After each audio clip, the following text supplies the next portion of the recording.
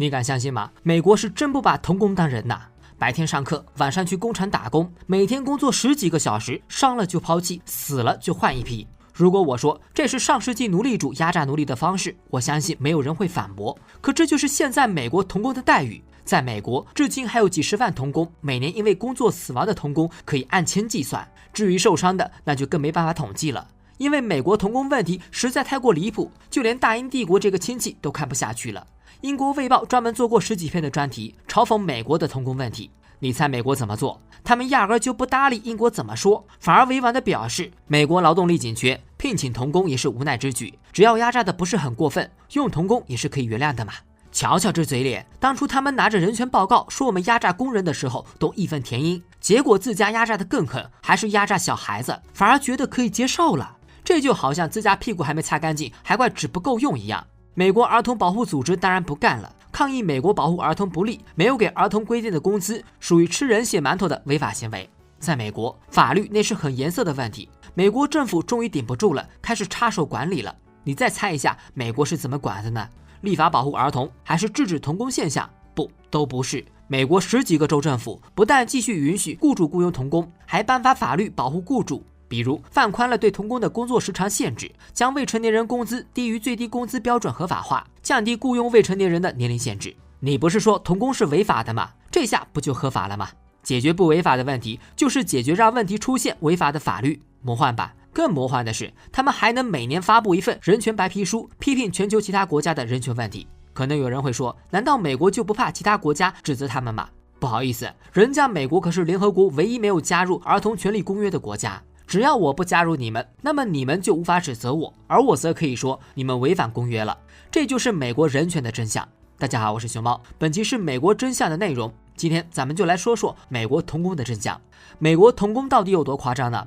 今年2月，美国《纽约时报》发表了一篇报道，揭露了美国愈演愈烈的童工问题。根据此前的调查，一家名为包装工清洁服务公司的企业非法雇佣了上百名童工，这些童工中最小的仅仅只有13岁。更令人发指的是，这家公司居然让这些童工通宵从事危险的工作。这家清洁公司可不是什么黑作坊，而是为美国最大的几家食品巨头泰森食品、嘉基公司等提供清洁外包服务。他们雇佣了超过102名儿童，让这些儿童在半夜11点之后去食品巨头旗下的屠宰场、肉类加工厂等地方工作。这些儿童要在工人11点下班之后，连夜穿着防护服，用滚烫的热水和化学清洁剂冲洗各种锋利的道具。这些孩子在通宵上班之后，有些第2天白天还得继续上课，长期的睡眠不足让他们没有精力学习，在工作时也容易精神恍惚。至少有3名童工因为这份工作而受伤，这还只是冰山一角而已。根据美国媒体的不完全统计，美国仅农业领域的童工数量就超过了50万名，而工业、服务业雇佣的非法童工数量更是无法统计。根据2018年美国政府问责办公室给出的数据，美国每年有10万名农场童工在工作中受伤，美国农场死亡人数中有20%都是儿童。更可怕的是，童工问题在美国不仅没有得到遏制，反而是进一步扩大。美国劳工部的数据显示，自2018年以来，美国非法童工的数量激增了69%。2022年，全美835家企业总计非法雇佣3800多名童工，比前一年度增加了1000多人。美国的童工问题简直是触目惊心，也难怪连英国媒体都看不下去了。今年3月份，英国卫报专门发表了一篇文章，讽刺美国的童工问题不仅没有得到遏制，反倒是愈演愈烈了。卫报的文章直接就说了，你可能认为面对日益严重的童工问题，美国各地的立法者急于保护儿童，那你就错了。2022年，美国非法雇佣儿童的情况同比增长了37%，比2015年更是增长了283%。那么，美国的童工问题这么严重，美国人到底是不知道，还是根本就不想解决童工问题？真要说美国人不知道，多少有点牵强了。《纽约时报》调查记者汉娜·德雷尔就一针见血地说，白宫只是不想知道。童工问题在美国早已经不是1天2天了，而是长达200多年，从美国建国之初就开始了。早在17世纪初，英国在北美的殖民地上就在法律上允许使用童工，那时候的美国都还没有建国。而等到美国建国之后，情况也没好到哪里去，大量资本家依然雇佣童工从事危险的棉纺织，甚至是挖矿工作。美国有些州甚至规定，凡是无所事事的贫穷儿童都必须去工厂当学徒。当时的报纸甚至赤裸裸地鼓吹雇佣童工。1820年的美国国家新闻周刊宣称，工厂工作不适合身体健全的男人，而最好由6到12岁的小女孩来做。由于童工的工资要比成年人低得多，在棉纺织等对身材灵活性要求高的行业中，童工甚至比成年人还好用。这种廉价且好用的劳动力受到了资本家的热烈欢迎。美国棉纺业之父塞缪尔·斯莱特就曾大量雇佣7到12岁的童工，他还曾恬不知耻地宣称，童工比成年人工作效率更高，工资也更低。根据1820年的数据，马萨诸塞州棉纺工厂中有43%都是童工，在其他的部分州，棉纺厂的童工占比甚至超过50%。而这些童工在工厂里每天要从事超过10个小时的劳动，在那个劳动保障几乎没有的年代，很多人甚至都活不到成年。很多有良心的美国作家、学者都对童工问题提出过严厉的批判。美国最著名的作家之一杰克·伦敦因为家境贫寒，14岁就进了奥克兰罐头厂当童工，每天的工作时间就超过了10个小时。后来，杰克·伦敦根据这段经历创作了短篇小说《叛逆者》，描述了那个时代美国童工的悲惨生活。美国诗人艾德温·马卡姆也曾在1906年写过《织布机上的儿童》，抨击美国的童工问题。由此可见，美国对于童工问题其实是一清二楚的。他们不是不能禁止童工，而是不想禁绝童工。童工问题的本质是美国的体制问题。早在100多年前，德国政府就向全世界演示了如何解决童工问题。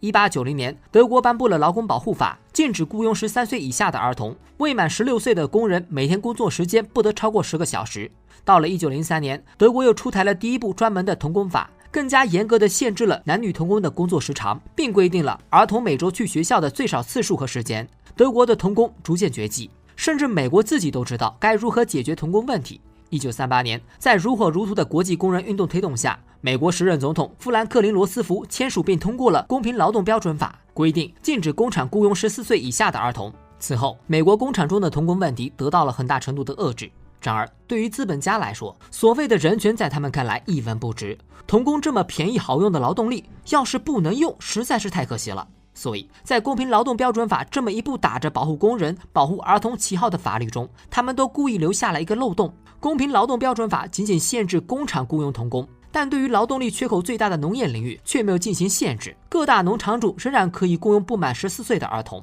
说到底，美国禁止工厂雇佣童工，只是因为第2次工业革命之后，美国已经完成了基本的工业升级，工厂里需要的是大量熟练、受过教育的劳动力，童工的性价比就显得没那么高了。再加上国际工人运动愈演愈烈，资本主义面临苏联等新兴社会主义国家的竞争，所以美国政府才假惺惺地在工业领域禁止童工。但是在对劳动力素质要求不高、更看重性价比的农业领域，美国的童工问题一直遗留到了现在。时至今日，美国自诩世界第1大农业生产国，号称仅300万农民就能生产出世界上最多的农产品。但在这样辉煌成就的背后，却是几十万儿童的斑斑血泪。根据相关报道，仅在农业领域，美国就有高达50万名童工。这些农场童工长期接触杀虫剂、除草剂等危险化学品，还需要操作锋利的工具和危险的机械。仅2003年至2016年的10多年时间里，就有多达452名童工死亡，其中有超过一半都是农场童工。在2011年8月，考虑到国际舆论，美国劳工部曾试图对这个漏洞进行修补，准备立法禁止16岁以下的儿童从事烟草种植等伤身体的农场工作。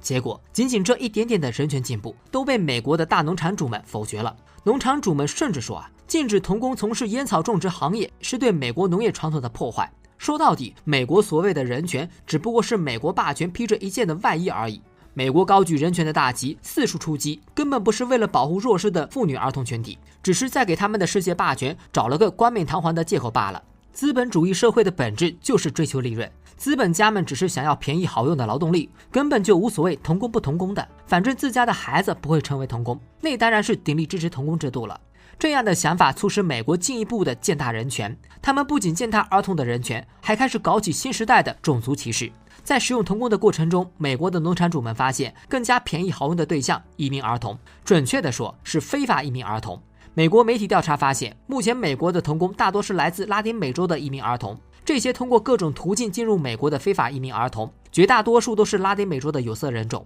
原本根据美国法律，移民儿童进入美国之后，应该由卫生与公共服务部管理，然后寻找家属与家人团聚。但是美国政府不想花钱白养活这些负担，仅粗略估计就有 8.5 万名儿童与美国执法人员失去了联系。这是美国政府比较好听的说法，真实的情况是很多移民儿童举目无亲，被迫到各个农场当童工养活自己。由于他们没有合法的身份，农场主在童工原本就低廉的工资基础上进一步克扣工资。部分可怜的儿童已经形同契约奴隶，每天从事繁重的农业劳动，赚的钱却只够糊口而已。19世纪时，美国用黑人奴隶种植棉花；21世纪，美国用拉丁美洲儿童种植烟草，真可谓是一脉相承啊！这种新时代的契约奴隶，甚至还得到了美国政府的变相支持。各个政府部门都对这一问题踢起了皮球。主管移民儿童的卫生与公共服务部说，移民儿童从我们的收容机构被释放之后，就不关我们的事儿了，监督他们的工作场所是劳工部的事儿。而劳工部的人则说，我们已经加大了对童工问题的关注，并且跟卫生与公共服务部进行了信息共享，但我们的劳工部又不是社会福利机构，没办法收容这么多的儿童啊。更有甚者，美国政府解决不了童工问题，就开始解决提出问题的人。美国卫生与公共服务部的一名资深职员贾琳·苏阿格向美国政府提出意见之后，居然被美国政府免职了。与他有相同遭遇的还至少有5名工作人员。美国政府的这种行为，连部分美国官员都看不下去了。他们冒着断送职业生涯的风险，出席了童工问题的听证会进行作证。他们直接指出，美国政府根本就是在当新时代儿童奴隶贩卖的中间人。美国政府的不作为，甚至是包庇的行为，正在让大量的拉丁美洲儿童成为新时代的契约奴隶。在美国，这一行当涉及的金额甚至高达几十亿美元。而除了这种背地里的变相支持之外，美国政府甚至还在试图开历史的倒车，想要将雇佣童工这种严重侵犯人权的行为逐步的合法化。2021年10月，美国威斯康星州通过了一项法案，允许14到15岁的儿童工作到半夜11点。在此之前，14到15岁的儿童最多只能工作到晚上9点。